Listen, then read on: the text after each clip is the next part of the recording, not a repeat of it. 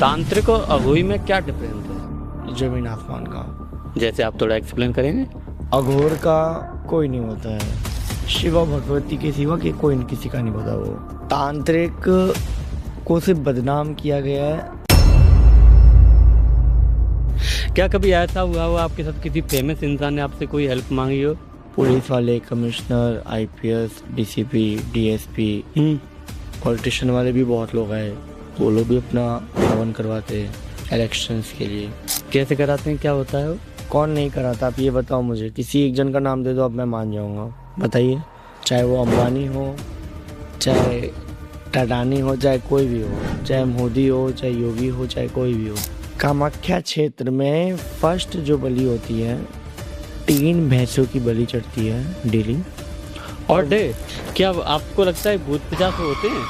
जी, क्यों नहीं होते। हम खुद ही साधना किए, हमने खुद से हमने किया है। तो फिर वहाँ पर अगर एक भूत होते हैं तो भूत पिशाच निकट नहीं आवे, महावीर जब ना हो तो ना आवे। महाकाल के बारे में कुछ बताएं आप। महाकाल की तो महिमा अपरंपार है, उनकी तो कोई महिमा ही नहीं है। और बहुत ही बड़े, खुद ही एक महा है। उल्लू बाकी का चिल्लाना किसी की मौत की मैयत होने वाली होती है तो वो चिल्लाता है। किसी के घर के ऊपर बैठ के अगर चिल्लाएगा तो उसके घर में किसी न किसी की मृत्यु श्योर पक्का होने वाली है। पहले हम सुनते थे कि रात में सीटी नहीं बजानी चाहिए। रात में सीटी बजाने से क्या होता है कि जो चौराहे की शक्ति होती है, तिराई की, चौराहे की, तो वो सब शक्ति एक्टिव होती है और वो फिर आती है। तुम सीटी बजा के बुलाओगे, वो तुम्हें ताली बजा के मारेगी। दे ताली, दे ताली, दे ताली। हर जगह अगर हर छोटी छोटी चीज़ों के लिए आप तंत्र को यूज़ करोगे तो आप बेवकूफ़ हो उधर। ये हर जगह तंत्र नहीं चलता, कहीं कहीं ज्ञान भी चलता है। किसी के पास माता आ जाती है, वो माता झूमती है, खेलते हैं, तो क्या माता आती है उन पे? यह मतलब ढोंग है? मेरे ऊपर माँ आती है, मैं तो आपको क्लियर बता रहा हूँ ना। मैं कौन सा झूमने बैठ गया। करता करे न कर सके, शिव करे तो होए, 3 लोक 9 खंडों, महाकाल से बड़ा न कोई। हर हर महादेव शंभो।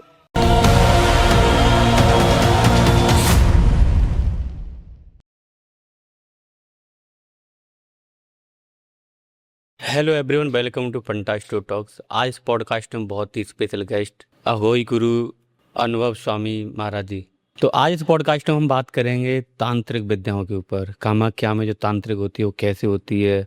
और आज आई थिंक ये पहला पॉडकास्ट है तांत्रिक पे, तो महाराज जी के साथ बहुत बहुत धन्यवाद करते हैं कि वो इतने दूर से हमारे पॉडकास्ट में आए। तहे दिल से हम उनका धन्यवाद करते हैं, सादर प्रणाम करते हैं उनको। और उन्होंने हमें इस लायक समझा कि हमारे पॉडकास्ट में आप आए। वो माँ माई जानती है, माँ माई ने भेजा है और कोई नहीं। जी जी, मैं शायद तहे दिल से आपका धन्यवाद करता हूँ सर। जय श्री राधे राधे। कैसे हैं आप? बहुत बहुत शुभकामनाएं, बहुत अच्छा हूँ मैं। तांत्रिक विद्या होती क्या है? तांत्रिक विद्या एक रहस्य है और वो रहस्य रहे तो ज़्यादा अच्छा लगता है। और वो सबके लिए नहीं है, वो एक विद्या है। विद्या का वही अनुसार पूजा पाठ, उनका वही अनुष्ठान होना चाहिए जहाँ की वो काबिलियत है। हर जगह वो शुरू नहीं होती, ना हर जगह वो दिखाई जाती है, ना जताई जाती है। ये है तांत्रिक विद्या। ओके, तांत्रिक और अघोरी में क्या डिफरेंस है? जमीन आसमान का। जैसे आप थोड़ा एक्सप्लेन करेंगे। जैसे हम अघोरी हैं तो अघोर का कोई नहीं होता है। ओनली फॉर भगवती का होगा। शिवा भगवती के सिवा के कोई किसी का नहीं होता वो। क्योंकि मनुष्य के बारे में उनको उनके गुरु ज्ञान दे देते हैं कि मनुष्य कब कहाँ कैसे चलता है, धोखा देता है, क्या करता है, मनुष्य का क्या कार्य है। 84 लाख योनियों में घूमना हो तो मनुष्य जिंदगी में नॉर्मल घूमता है, और जिसको उस बंधनों से निकलना होता है वो अघोरी बनता है। अघोरी कोई डायरेक्ट कभी नहीं बन सकता है, उसके जन्मों जन्मों का होगा कर्म। तो भगवंती या शिव स्वयं खुद बाबा माँ इस लाइन में फील्ड में उतारते हैं। ओके, क्या तांत्रिक एक स्पिरिचुअल विद्या है या फिर ब्लैक मैजिक? तांत्रिक को सिर्फ बदनाम किया गया है कि ब्लैक मैजिक होता है। बाकी का स्पिरिचुअल पावर के साथ ही कनेक्ट रहता है, बट ये है कि उसको नाम से बदनाम किया और कुछ नहीं। ब्लैक मैजिक होता है बट वो ऐसा है कि उसकी विद्या अलग है, इसकी विद्या अलग है। तंत्र की व्यवस्था इसके लिए बनी गई है क्योंकि किसी का भला करने के लिए, डोंट बुरा करने के लिए। Is allowed not God. भगवान भी इस चीज़ को एक्सेप्ट नहीं करते कि किसी का गलत करने के लिए तुम आगे बढ़ो। अच्छा करने के लिए एक्सेप्ट करते हो।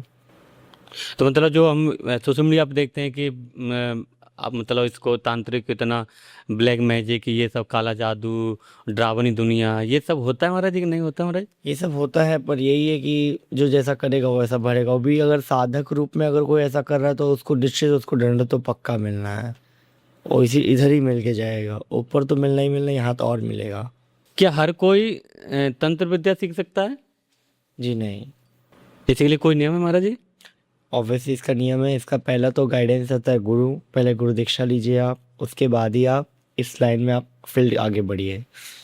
ओके, मतलब कुछ पढ़ा हुए हैं कि जो कि आपको ये हाँ। धीरे धीरे फॉलो करने होते हैं। जी जी, क्योंकि पहले जब तक आप गुरु आचरण में नहीं रहेंगे तब तक आप आगे नहीं बढ़ सकते। उसके बाद ही आप आगे बढ़ पाओगे। क्या किसी के ऊपर तंत्र विद्या किया जा सकता है? जी, वो कैसे, थोड़ा सा एक्सप्लेन करें आप? उसकी क्रिया रहते हैं, सत्कर्म और सत्तम रहते हैं कि भाई कैसे क्या करना है सामने वाले के ऊपर। जैसे कि अगर हम अपनी बात करें तो अगर आपके साथ कोई गलत कर रहा है तो हम उसके लिए गलत करने के तैयार रहेंगे तो वो गलत नहीं कहलाएगा। पर फालतू का किसी को गलत करना, जादू टोना टोटका चाहे ब्लैक मैजिक करना, तो वो सब चीज़ बहुत गलत है। वो सब नहीं करना चाहिए। अच्छा, जैसे महाराज जी मेरे से किसी ने पैसे लिए, उस व्यक्ति मैंने एक क्षण में उसको दे दिए, अब वो व्यक्ति मेरे पैसे नहीं दे रहा है, तो क्या उस वो पैसे मेरे वापस रिटर्न कर सकता है तांत्रिक विद्याओं से, इन सब से? कर तो सकता है, पर कम चांसेस रहता है कि ये भी तंत्र से होता है। तंत्र से सब कुछ होता है, पर हर जगह अगर हर छोटी छोटी चीज़ों के लिए आप तंत्र को यूज़ करोगे तो आप बेवकूफ़ हो उधर। ये हर जगह तंत्र नहीं चलता, कहीं कहीं ज्ञान भी चलता है। तंत्र को ऐसा लगता है कि खाना बना के रखा है कि दाल चावल बनाओ खाओ वैसा, पर ये गलत है। तंत्र को इतना भी लाइटली नहीं लेना होता है। तंत्र is the most powerful of the तंत्र। स्पिरिचुअल से लेके मिलता है, वो देवी देवता से वो टच में रहता है। हम उनके साथ अगर छेड़खानी ज़्यादा करेंगे तो ऑब्वियसली बात वो गलत होगा फिर। क्या ब्लैक मैजिक सच में होता है या फिर लोगों को डरा रहा है?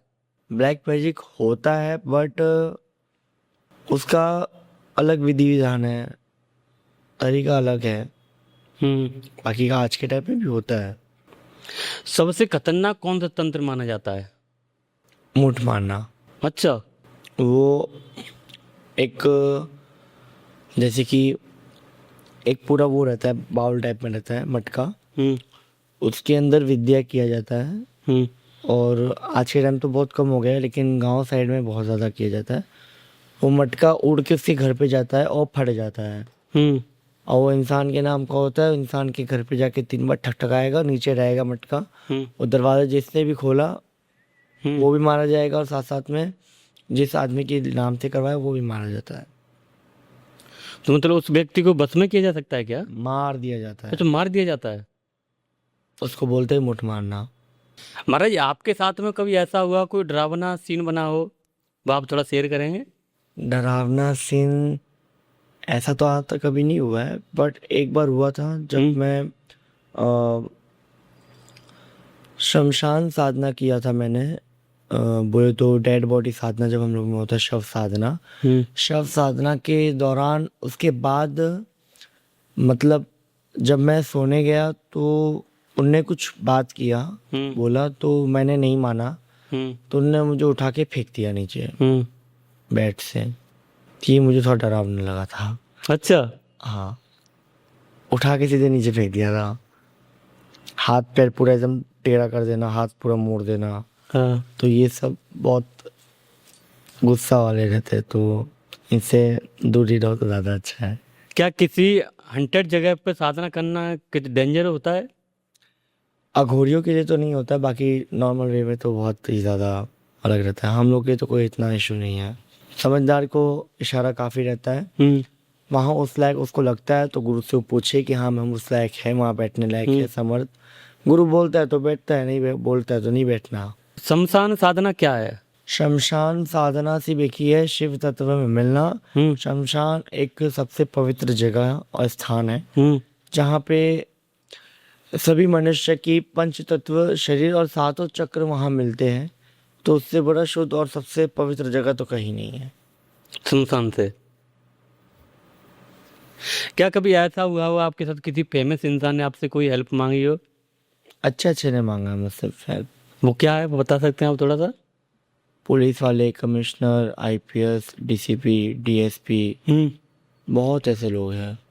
पॉलिटिशियन वाले भी बहुत लोग हैं, वो लोग भी अपना हवन करवाते हैं, पूजा पाठ, इलेक्शंस के लिए। अच्छा।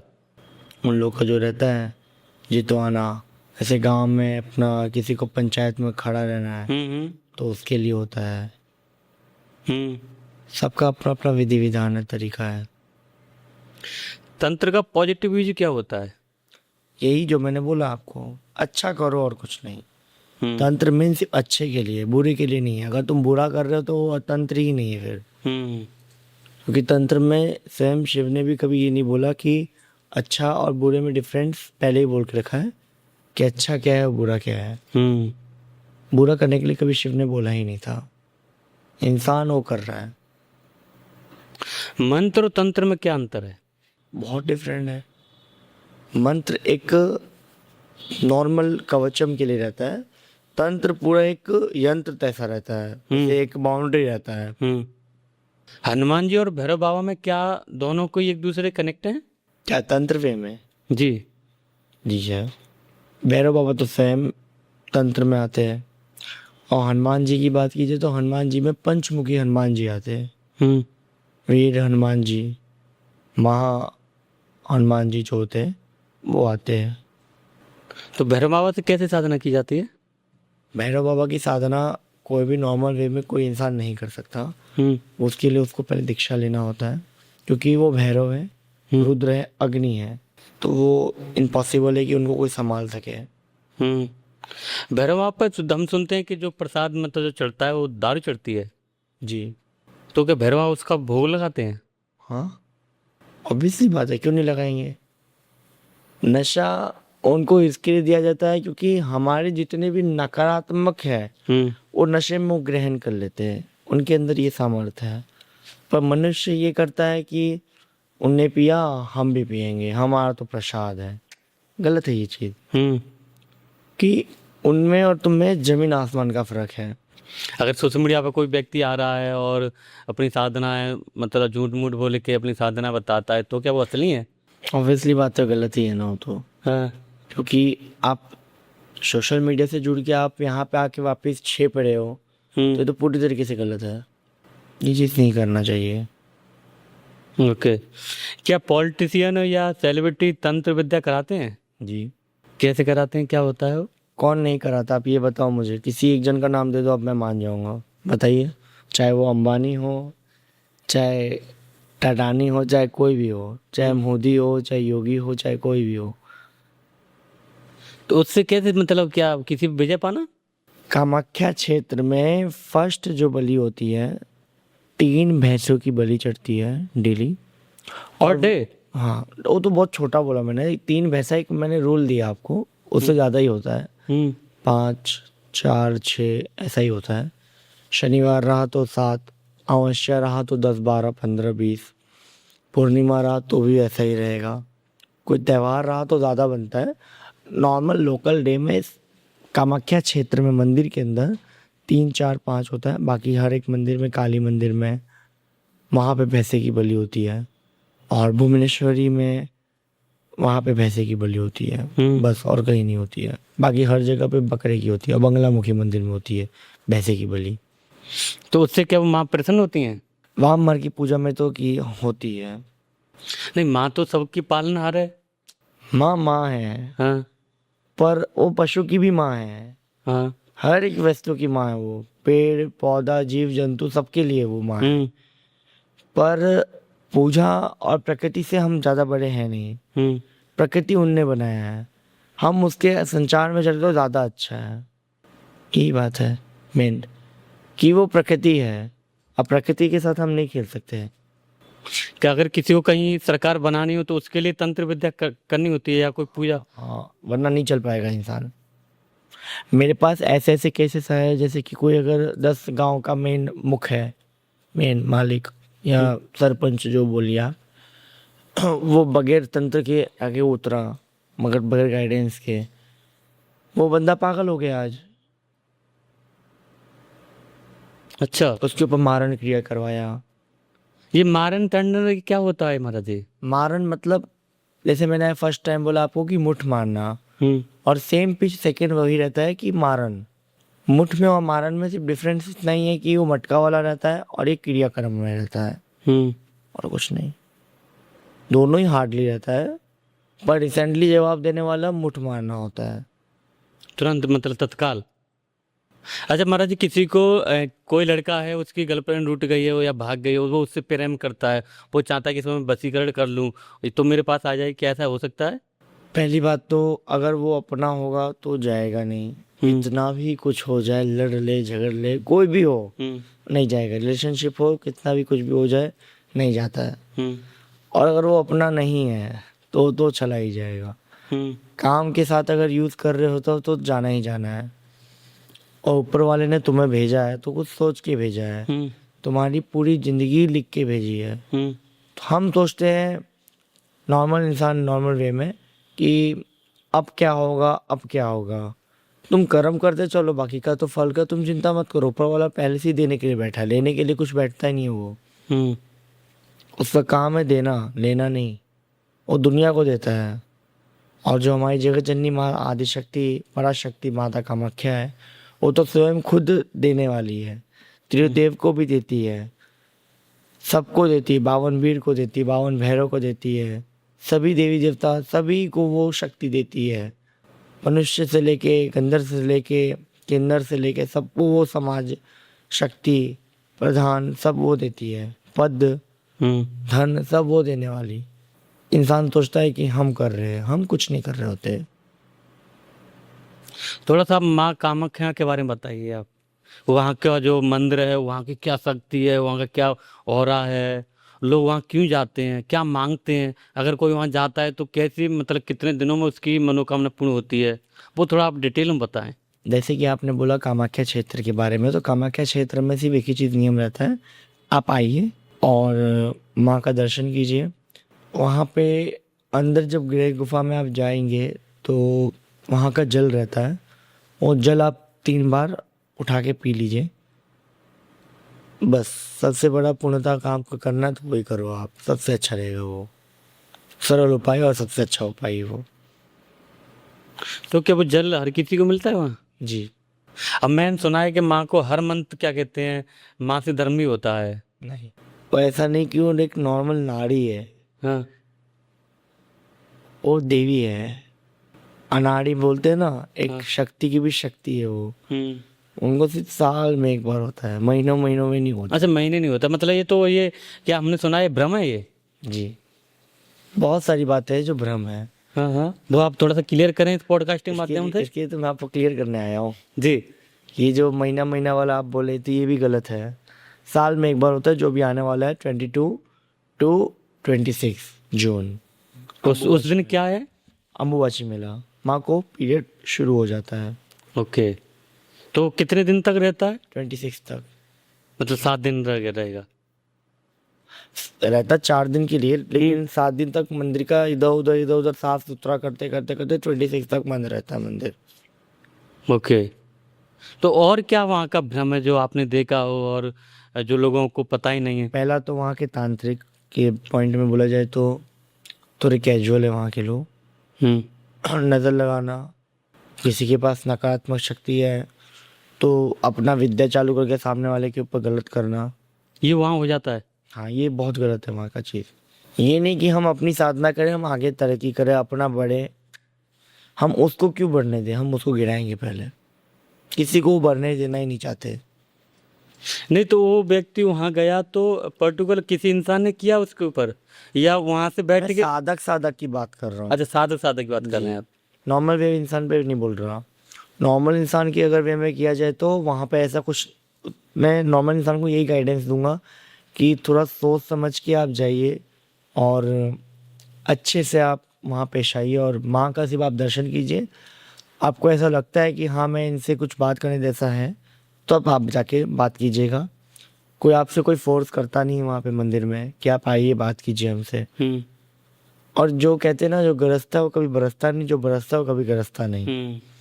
तो जो आपको दिखावा दिखे तो समझ जाना कि वो है नहीं, और जो नॉर्मल रहता है वो उसकी शक्ति ज़्यादा रहती है, पर बताता नहीं और ना जताता नहीं। फ़र्क इतना ही है। अच्छा महाराज जी, इससे मेरे को क्या कहते हैं, एक सवाल मेरे मन में आता है कि जा पे कृपा राम की होई ता पे कृपा करे सो कोई। सही बात है। अगर जिस पर राम जी की कृपा है तो उस पर कोई विद्या काम कर ही नहीं सकती, या कर सकती है? जो भगवान के भरोसे बैठा हुआ है। आपने राम जी का नाम लिया है तो वो हमारे धर्म में ही आते हैं, और मेन तो हम सीता माँ के गाँव के हैं। तो बात आती है अगर विद्या की, तो राम जी के पॉइंट पे तो नहीं होता है। बट ये है कि अगर कोई क्रियाक्रम बार बार बार बार कर रहा हो तो रोक नहीं सकते उसमें। हाँ, अगर कोई ऊपर वाले के भरोसे बैठा है, जैसे कि एक सपोज आपके साथ कुछ गलत कर रहा है कोई बार बार बार बार बार बार, तो वही राम, वही श्याम, वही शिव, वही सत्य, शक्ति भी वही, वो ऐसा एक मनुष्य भेजेगा आपके पास मार्गदर्शनी के लिए। इंसान वही ठोकर खाता है एंड में कि हाँ क्या था, क्या हुआ। क्योंकि जो वो शक्ति है वो भी तो उस ईश्वर से कनेक्टेड है, क्योंकि वो तो सबके पालनहार हैं। और क्या। तो क्या ये सच में ये तंत्र क्रिया, ऐसा मेरे को, मैं ये आप यकीन नहीं करेंगे, मैं इस चीज़ को नहीं मानता। शक्ति होती होंगी पर मैं उनको नमन करता हूँ, और क्या कहते हैं, मैं इस पर ज़्यादा ध्यान नहीं देता। और जैसे मैंने मत दीजिए ध्यान, सच हाँ। बताऊं तो, क्योंकि इसके अंदर आप दूर से प्रणाम को तो ज़्यादा ही अच्छा है। और मैं ऑडियंस को भी यही कहना चाहूँगा कि अपना आपको कोई काम हो विशेषकर तो आप इसमें जुड़िए, दीक्षा लीजिए, मंत्र साधना, तंत्र, यंत्र साधना कीजिए और गुरु गाइडेंस में कीजिए। अन्य कुछ भी टटोला उठा लिया फ़ोन से, पॉडकास्ट से उठा लिया किसी का भी, चलो जपने लग जाओ, पिचासनी का साधना करो, भूत का साधना, इसका साधना, तो ये चीज़ कभी आप मत कीजिएगा। ये सबसे गलत आइडिया है आपका, सीधी बात। क्या आपको लगता है भूत पिशाच होते हैं? जी, क्यों नहीं होते? हम खुद ही साधना किए, हमने खुद से हमने किया है। तो फिर वहां पर अगर भूत होते हैं तो भूत पिशाच निकट नहीं आवे, महावीर जब नाम तो ना आवे। अब बार बार हनुमान जी का नाम ले रहे, तो एक बात कहना चाहूँगा हनुमान जी जी। के लिए। हनुमान जी ने कभी नहीं बोला कि तुम्हें कोई जबरदस्ती छेड़ रहा हो तो हनुमान जी वहाँ खड़े हैं। लेकिन तुम खुद स्वयं भूत प्रेत के पास जाके आप आओगे, फिर बोलोगे भूत पिशाच निकट नहीं आवे, महावीर जब नाम सुनावे, तो नहीं चलेगा ये। ना ही चल वे, क्योंकि ये आपकी गलती है, भगवान की नहीं। भगवान ने तो आपको कहा नहीं था जाओ भूत प्रेत से दोस्ती करके आओ, तंत्र सीख के आओ, कुछ भी पन और उठा लो, चालू हो जाओ। तुम चालू हुए तो तुम्हारी गलती है वो। अगर किसी को, मैंने सुना है बहुत सारे पॉडकास्टों में सुना है कि जो तंत्र विद्या करते हैं, बहुत सारे पॉडकास्टर और जो अघोई या जो कुछ होते हैं तंत्र विद्या करते हैं, वो कहते हैं कि धन प्राप्ति के लिए भी कोई ऐसा तंत्र किया जा सकता है। ऐसा कुछ होता है महाराज जी? है, पर वो अघोर पंथ के तो अनुसार चलता है वो, और वो पंथ से चलते आ रहा है, आज से नहीं है, पंथ से चलते आता है वो। पर उसके क्रियाक्रम रहते, सत्कर्म रहते उसके, उस अनुसार चलता है। जैसे कि अगर आपको आवश्यकता अगर धन की है, तो आप तो, अगर आपके गुरु है तो आप पहले गुरु को बोलिए कि हमें भाई ये चीज़ की तकलीफ है, क्योंकि गुरु ही हरता सब कुछ है। करता धरता सब हरता, गुरु हरता। गुरु से बढ़कर ना कोई था, ना है, ना रहेगा। पर यही है कि एक बार पैर पकड़ो, चाहे हाथ पकड़ो, तो सदा सदा के लिए पकड़ के रखो। चाहे वो अच्छा एक बार बना लिया हो, चाहे बुरा हो, उन्हीं को लेके चलो फिर। महाराज जी, आपके साथ कभी ऐसा हुआ कि एक नॉर्मल इंसान आया हो, आम इंसान आया हो, और वो किसी परेशानी में हो, और वो सहायता आपके लेना चाह रहा हो, तो आप क्या कर सकते हैं उसके लिए? पहली बात तो अगर कोई भी नॉर्मल इंसान नॉर्मल वे में आए तो उसको तो हमारी तरफ से बहुत बहुत स्वागत है। जय श्री महाकाल, नमो नारायण, हर हर महादेव। पर उसकी क्या समस्या है हम उसको पहले समझेंगे, बूझेंगे, फिर हम उसको आगे बढ़ाएंगे। चाहे बड़े से बड़ा तंत्र ही क्यों ना हो, हम पूरा अपनी तरफ से बलिदान देंगे कि हम उसको ठीक करें।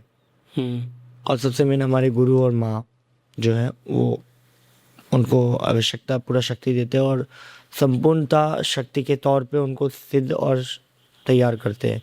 और मारन जो कोई भी काटन होता है तो क्रिया काटन करते हैं। महाकाल के बारे में कुछ पता है आप? महाकाल की तो महिमा अपरंपार है। उनकी तो कोई महिमा ही नहीं है और बहुत ही बड़े, खुद ही एक महा है। तो उनके नाम पे तो कितना भी टॉपिक्स उठा लो आप, कम है। वो ऐसे हैं कि अच्छे से अच्छे को, लंगड़े से लूढ़े को, हर एक को वो संभालने वाले हैं। वो वैसे है। हाँ, मैं इस पॉडकास्ट में कह के जा रहा हूँ आपको जी कि 48 डेज या 41 डेज का आप लोग एक संकल्प बना लो कि हम 2.5 महीने के अंदर अंदर 48 डेज के अंदर अंदर हम उज्जैन जाएंगे और महाकाल ज्योतिर्लिंग दर्शन करके हम रिटर्न आएंगे। हम फिर हर 48 डेज तक आएंगे जाएंगे। 48वां डेज हम वहाँ जाएंगे एक बार। हर 2 महीने 2.5 महीना में जाइए और आपकी लाइफ देखिए कहाँ से कहाँ ग्रोथ करती है। चाहे फाइनेंशियली हो, चाहे फिजिकली, चाहे मेंटली, XYZ ऑल। महाकाल में सुनते हैं कि भस्म से भगवान का आरती होती है। अब नहीं होती है, अब बंद करवा दिया है। अच्छा, बंद कर दिए। वो कुछ शिवलिंग पे कुछ शायद वो पड़ रहा था शायद। गवर्नमेंट ने मतलब जो वहाँ के पहले जो आते थे करने के लिए, जिनका नाम था बम नाथ अघोरी, वो तो अब संन्यास ले चुके हैं, हो गया उनका तो देहांत हो गया है। उससे पहले भी बंद कर दिया था क्योंकि वहाँ के गवर्नमेंट्स अलाउड नहीं कर रहे थे और वहाँ का कुछ इशू था इसके लिए। तो नॉर्मल जो भस्म आता है वो भस्म से ही वो लोग करते हैं। अच्छा, जो नॉर्मल भस्म है वो उसी से होती है आरती। हाँ, जो बभूति होती है भस्म वही। महाराज जी, अगर महिलाएं, जो आजकल हम देखते हैं कि गलियों में आवाज लगाते हैं 7,000 किलो बाल बेच लो, अगर कोई महिला ऐसे बाल बेचती तो क्या मुसीबत में पड़ सकती है? ज़रूर, क्योंकि अपना बाल एक डीएनए होता है और डीएनए को अगर तुम अपना बेच रहे हो तो कॉमन सी बात है फिर वो तो फिर अपने घर खानदान को तुम लपेटने पे लगे हो। फिर कोई इंसान क्या होता है, बाल बेच के अपना कोई सामान ले रहा है।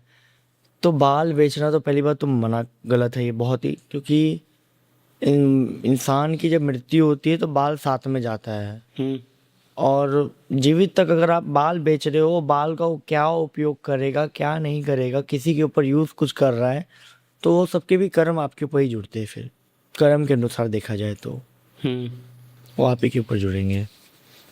अगर रात को कुत्ते रोते हैं तो क्या संकेत होता है?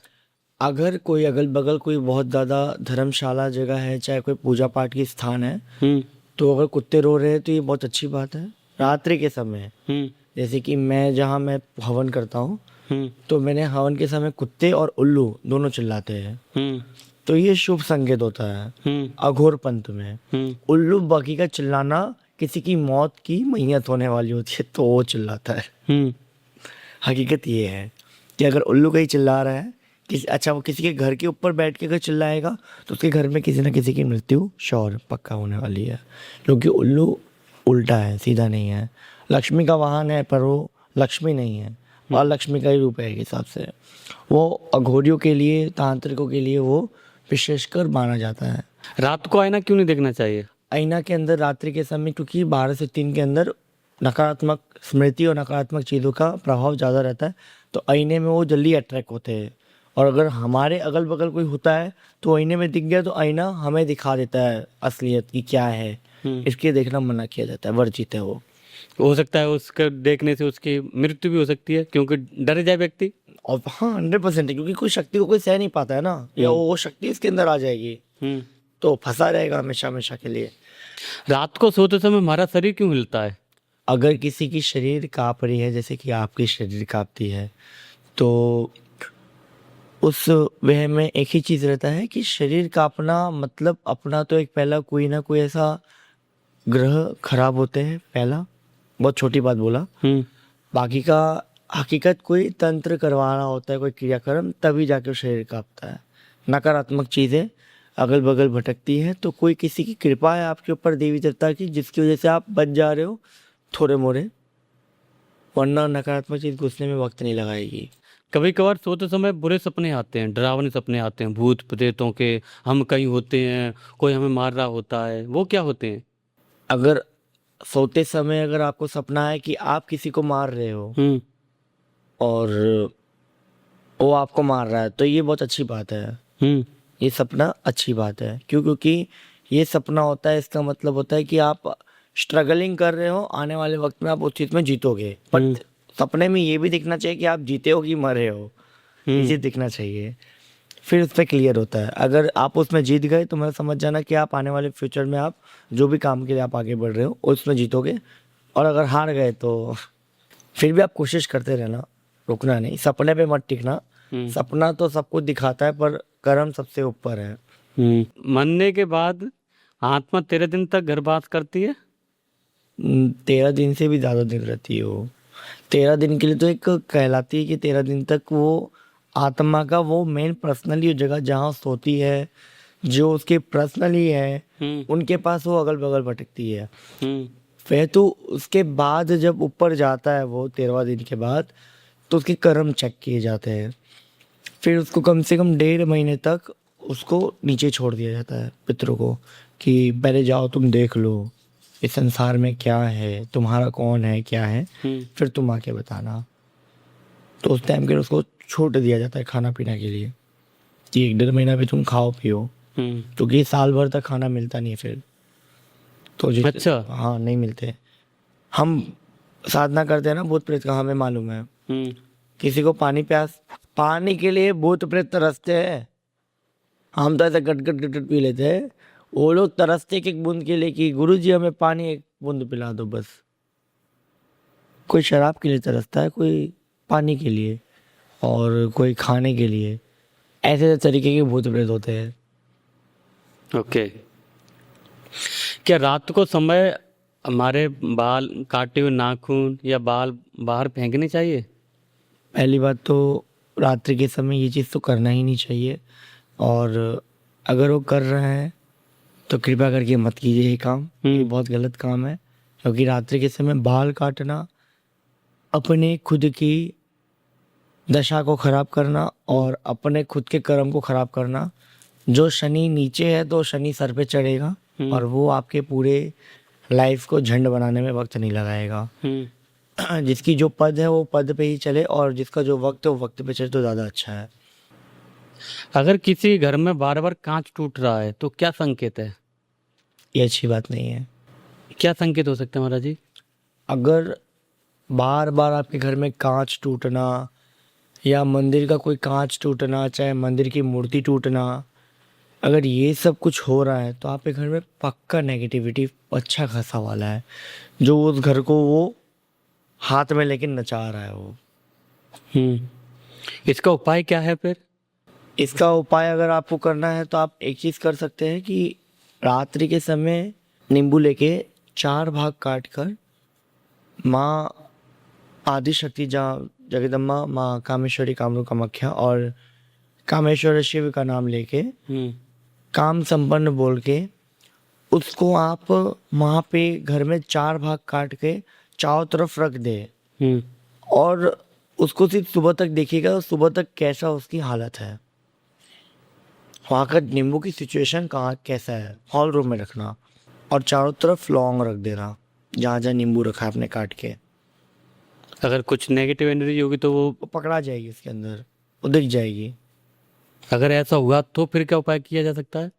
उसके लिए तो मैं आपको 2 उपाय दे सकता हूँ। एक तो अगर आप मेरे थ्रू जुड़ सको तो आप जुड़ जाओ, वरना आप महामृत्युंजय का अपने घर में हवन करवाइएगा। नॉर्मल इंसानों के लिए, जनरल वे के लिए, कोई साधक के लिए नहीं है ये जनरल वे के लिए, कि आप महामृत्युंजय का महीने में 2 से 3 हवन करवाइएगा।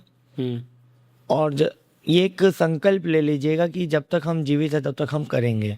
कौन सा आपका कुछ करोड़ों रुपए जा रहा है, अगर 500 रुपये अगर आपके हवन में जा ही रहा है तो क्या ही हो जाएगा। घर की शुद्धि भी हो जाती है। घर की शुद्धि होती है, ऑरा टाइट होता है, ऑरा शुद्धि होता है, क्लीन होता है और बहुत अच्छा रहता है वो। पहले हम सुनते थे कि रात में सीटी नहीं बजानी चाहिए, उसका क्या कारण था? रात में सीटी बजाने से क्या होता है कि जो चौराहे की शक्ति होती है, तिराई की चौराहे की, तो वो सब शक्ति एक्टिव होती है और वो फिर आती है। तुम सीटी बजा के बुलाओगे, वो तुम्हें ताली बजा के मारेगी। सहना फिर ताली, दे ताली, दे ताली दे ताली। वो ऐसा ही करती है।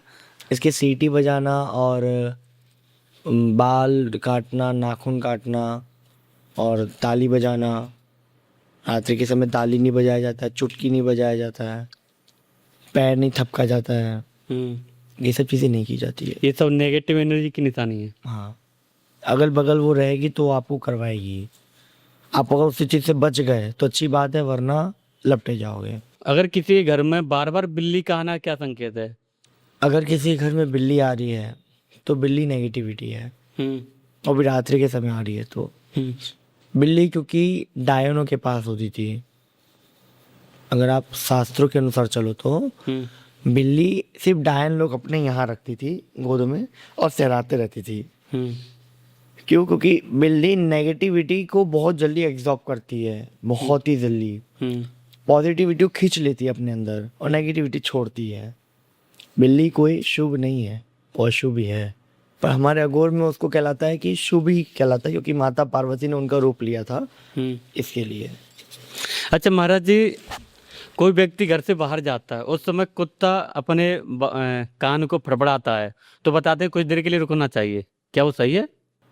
वो कुछ संकेत देना चाहता है, रुकना नहीं होता है, वहाँ कुछ संकेत होना होता है कि कुछ होगा, चाहे कुछ बात बोलना है। या उसको जब वो कुत्ता अगर ऐसा कुछ करे तो उसको पहले सहला लो, पानी पिला लो, दूध पिला दो, चाहे कुछ खिला दो, क्योंकि उसके अंदर, क्योंकि कुत्ता राहु का भी काम करता है, केतु का भी काम करता है ग्रह के अनुसार, और शनि का भी काम करता है, और पितृ भी उसी में आते हैं।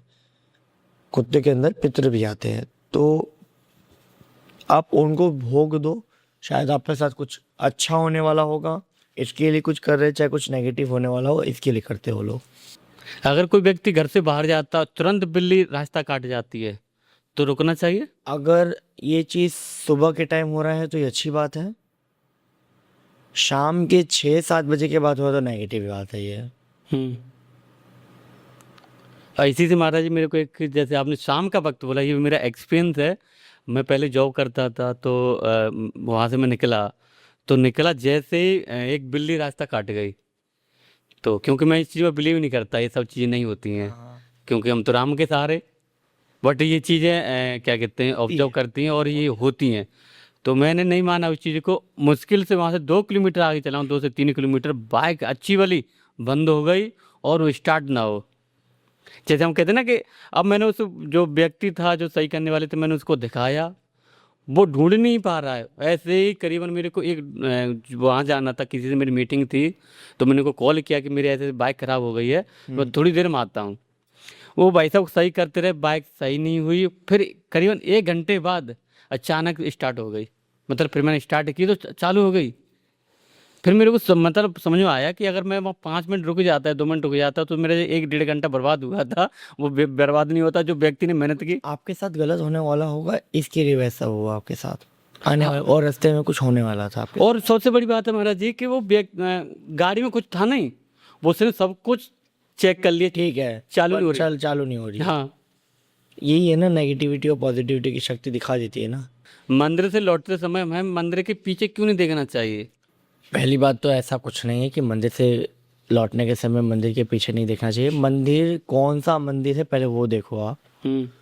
जैसे एक सहारनपुर करके एक है राजस्थान में, वहाँ पे ऐसा कहलाता है कि पीछे मुड़ के नहीं देखना चाहिए, वरना नेगेटिविटी वहाँ आती है। पर वो वहाँ के लिए वस्तु में है।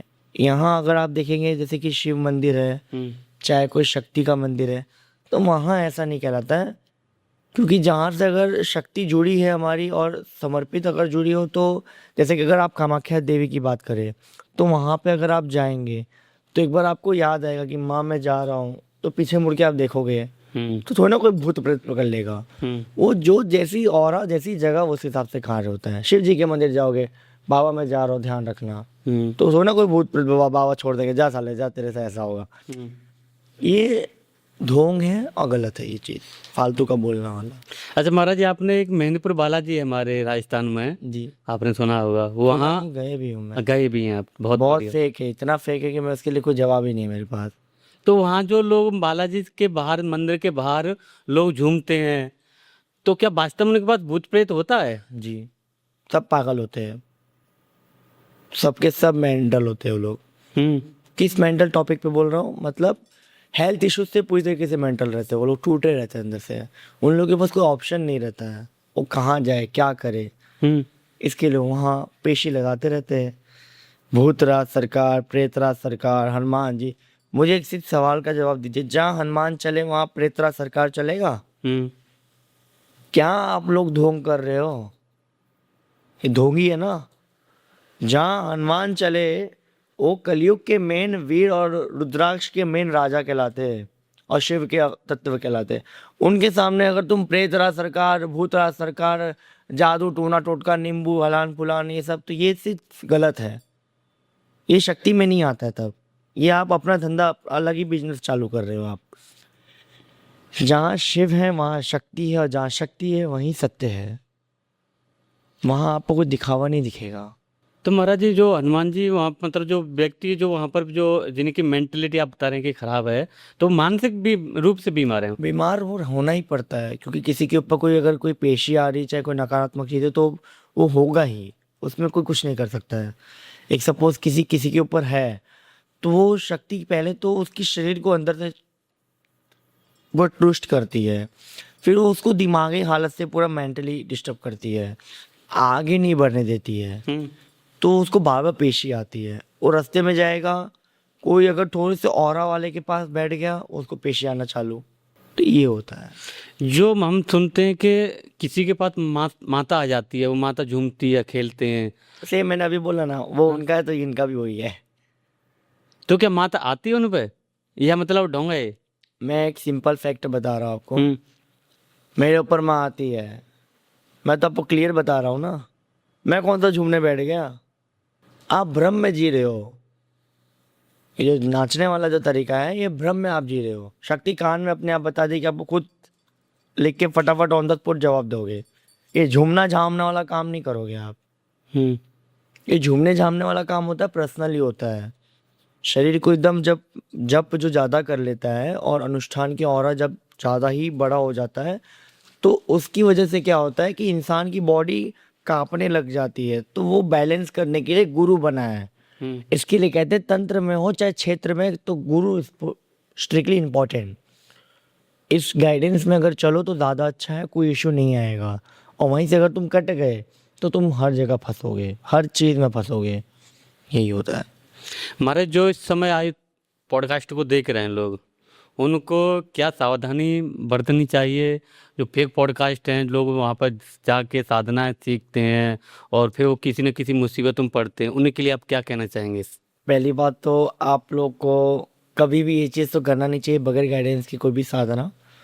और साधना करना है आपको, दिल है, इच्छा है, भावुकता है, कोई ना आप करिए, पर गाइडेंस में करिए। और पहले ही क्लियर करके रखिए कि हमें इस चीज़ के लिए हम साधना करना चाहते हैं, हम इसमें बसना नहीं चाहते। जब तक आप डॉक्टर को पूरी क्लियर बात नहीं बताओगे, तब तक कोई चलने वाला है नहीं। हमारे पास भी ऐसे कैसे केस आए कि हमें ये रूल है हमारा, हमसे गुरुजी इतना हो पाएगा। तो मैं सीधे बोलता हूँ, तू मुझे चलाएगा कि मैं तुझे चलाऊंगा? तू पहले इतना क्लियर बता दे। तुझे इस नियम में रहना ही होगा, इसमें मैं कुछ नहीं कर सकता। जो नियम मैं अपने हिसाब से काट सकता हूँ, रोक सकता हूँ, तो मैं कर दूंगा। तो पहले तो तुम लोग क्लियर कर लो कि करना क्या है और किस चीज़ की साधना करनी है।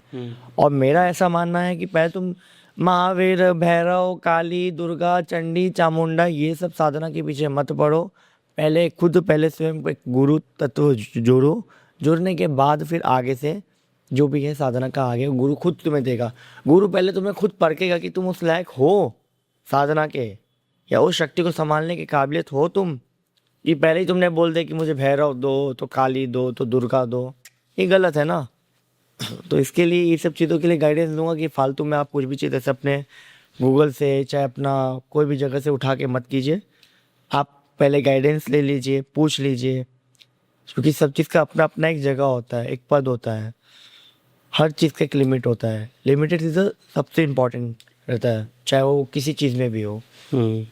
तो वो चीज़ में आप बनाए रखो। तंत्र में तो ज़्यादा अच्छा है, और छोटी छोटी वे में आप तंत्र से मत जुड़ो, क्योंकि तंत्र जितना अच्छा है उतना ही खतरनाक है। क्योंकि आज के टाइम तंत्र अच्छा होगा पर लोग अच्छे नहीं मिलेंगे आपको। ये चीज़ मैं आपको क्लियर अपनी तरफ से स्पष्ट बता दे रहा हूँ। और जैसे महाराज जी आपने बताया कि मेरा तो व्यक्तिगत ऐसा मानना है कि आप इस शक्ति से जुड़े ही क्यों रहे, आप भगवान का नाम लो और राधे राधे जपो। आपको अगर नॉर्मल जीवन जीना है तो आप राधे राधे जपो, कल्याण होगा आपका। अगर आपको साधनाएं करनी है, अगर आपको उस लेवल का बनना है, तांत्रिक बनना है, अघोरी बनना है, तो फिर आप पूरी तरह से आप जाएं। आपने एक शब्द बोला कि अगर आपको करना है तो आप राधे राधे जपो। किसी किसी को राधे राधे जपने में इंटरेस्टेड बहुत लगता है, हाँ। किसी किसी को पसंद ही नहीं आता है। कोई जप तो लेगा राधे राधे राधे, पर कोई कोई ऐसे होते हैं जिनको होता है कि नहीं हम नहीं मानते, हम हैं हाँ राधे राधे है पर हम तो काली को ही माने, हम दुर्गा को ही माने। हाँ, तो आप दुर्गा की भक्ति करो। वही तो कह रहा हूँ, भक्ति में जो रस है और गुरु की जो भक्ति में रस है वो किसी शक्ति में रस नहीं है। रस देने वाला गुरु है। तुम उससे पहले विचार करो क्या है दो शब्द का, फिर उसके आगे आप चलो तो ज़्यादा अच्छा है।